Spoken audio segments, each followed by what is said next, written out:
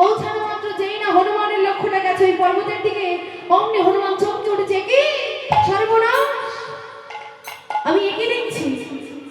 এই যে দেখি প্রত্যেকটি বৃক্ষের নিচে প্রদীপ জ্বলছে, কেমন করে সম্ভব? প্রভু কি বলেছিল? প্রভু রামচন্দ্র বলে দিয়েছিল যে যে কোনো একটি বৃক্ষের নিচে প্রদীপ জ্বলবে। তবে এটা কেমন করে সম্ভব? এই যে দেখি প্রত্যেকটি বৃক্ষের নিচে প্রদীপ জ্বলছে। আজ হনুমান মনে মনে ভাবছে, ওরে তুই কি মনে করেছিস আমি বুঝতে পারবো না? এটা কার কাজ গো? রাবণ।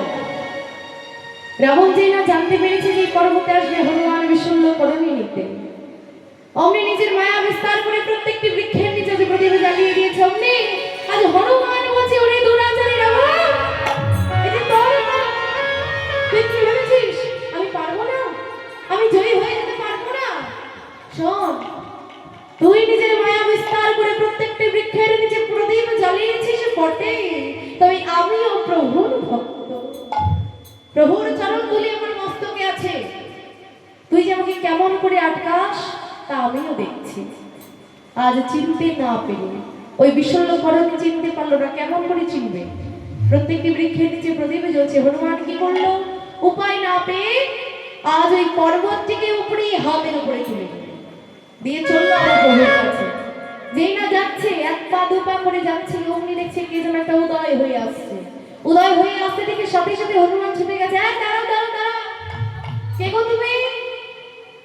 কোথায় যাচ্ছ? বলো কোথায় যাচ্ছ? সময় নয়, সময় নয়, সময় নয়, সময় নেই। কেন? দাঁড়াও, আমরা কথাটা শুনে যাও। এই তুমি তো খুব সুন্দর দেখতে, চকচক করছে। দেখেছো? এতক্ষণ বলছিল সরে যাও সরে যাও, সময় নেই। যেই বলেছি সুন্দর দেখতে, আল্লাহদের লোক বলো বলো হরি বলি। শোনো, তোমার নাম কি? আমার নাম? হ্যাঁ, আমার নাম তো ভানু। ও তুমি হচ্ছে ভানু না? তোমার নাম কি গো? আমার নাম শুনছে? তবে শোনো, তোমার নাম ভানু আর আমার নামই হলো ভানু।